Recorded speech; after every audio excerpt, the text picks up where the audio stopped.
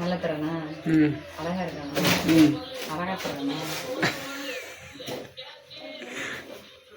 Rolling action. இன்னைக்கு என்ன செய்ய போறோம் பாத்தீங்கன்னா சீரக்காய் செய்ய போறோம். கொஞ்சம் சத்தமா தான் பேச.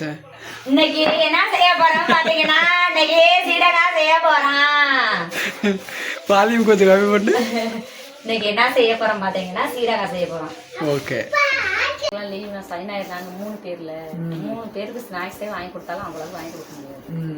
அப்படின்ட்டு என்ன பண்ணுவாங்க, இதெல்லாம் படின்னு சொல்லுவாங்கல்ல, இந்த இவ்வளவு பெரிய படி, அதுல ஒரு படி அரிசி போட்டு ஊற வச்சு உரல்ல இடிச்சு எங்க அம்மா செய்வாங்க. யார் பண்ணுவாங்க? ஏன்னா சீடக்காய் தான் கொஞ்சம் தான் எடுத்துருக்கோம், ஆள் நிறைய வேணும்.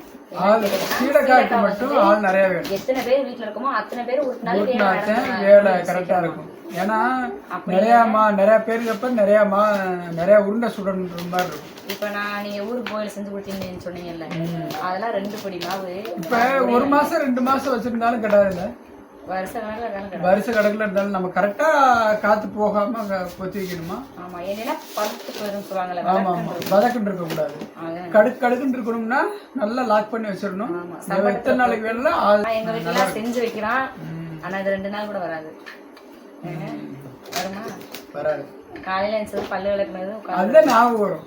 சீரக்காய் இருக்கிற வரைக்குமே பல்லு விளக்குற உடனே அதுல 2 வாயில போட்டுக்கிறது. அப்புறம் போகும்போது ஒரு வரும்போது ஒரு நல்லா இருக்கும். உங்களுக்கு மட்டும் இல்ல, எனக்கே அப்படி போனோம். நாங்க டக்குனு சரி ஸ்கூல் அந்த நல்லா ஹார்டா இருக்கும், அது நல்லா கடுக்குன்னு கடிச்சு சாப்பிடுறது மாதிரி இருக்காது. லேசா இருக்கிற ஒரு இன்ட்ரெஸ்ட் இல்ல.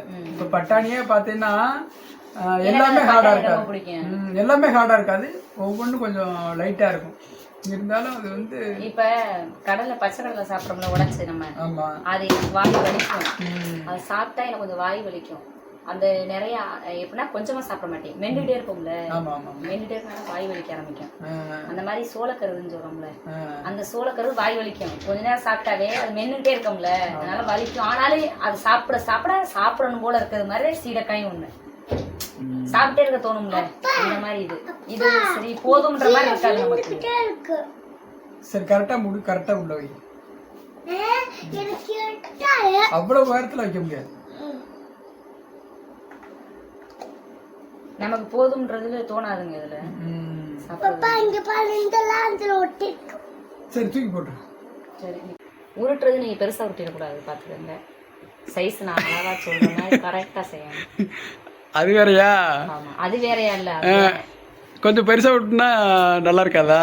இப்படிங்க இது என்ன குலோப் ஜாம் செய்றீங்களா? நான் இன்னொரு கதை ஒன்று சொல்லவா?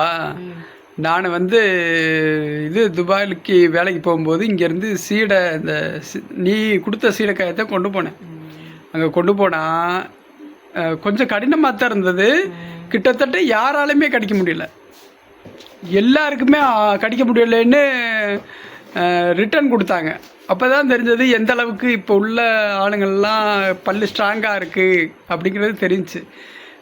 பாதிக்கு மேலே முடியலைன்ட்டாங்க, ஆனால் அருமையாக இருந்துச்சு.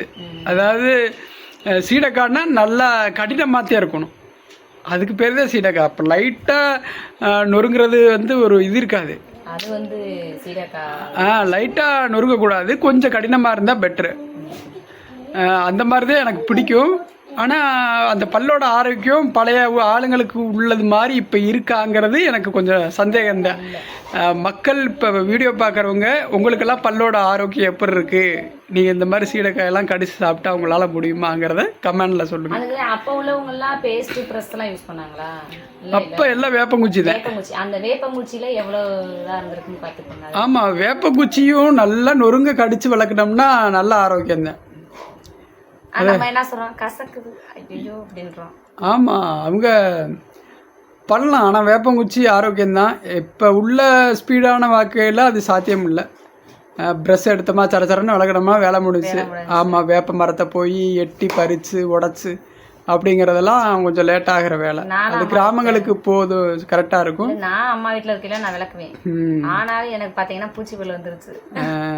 அது வந்து என்னன்னா நைட்ல சாக்லேட் சாப்பிட்டு பல்ல சாக்லேட்டோட படுத்திருந்தா பூச்சி பல்லு வரது செய்யும். சாப்பிடுவேன் நானு. இல்ல இனிப்பு ஓவரா சாப்பிட்டாலும் அந்த வாயை கிளீன் பண்ணிட்டுல படுக்கணும். சின்ன வயசுல இப்போ அப்படியே தூங்கிடுறது வாய்க்குள்ள சாக்லேட்டை வச்சபடி. ஆமா, பூச்சி பல்லு வந்துடும். வருணுக்கு தெரியறது கூட உனக்கு தெரிய மாட்டேங்குது. எனக்கு தெரியல, என்ன பண்றது, சொல்லித்தாங்க அப்பா அம்மா என்ன.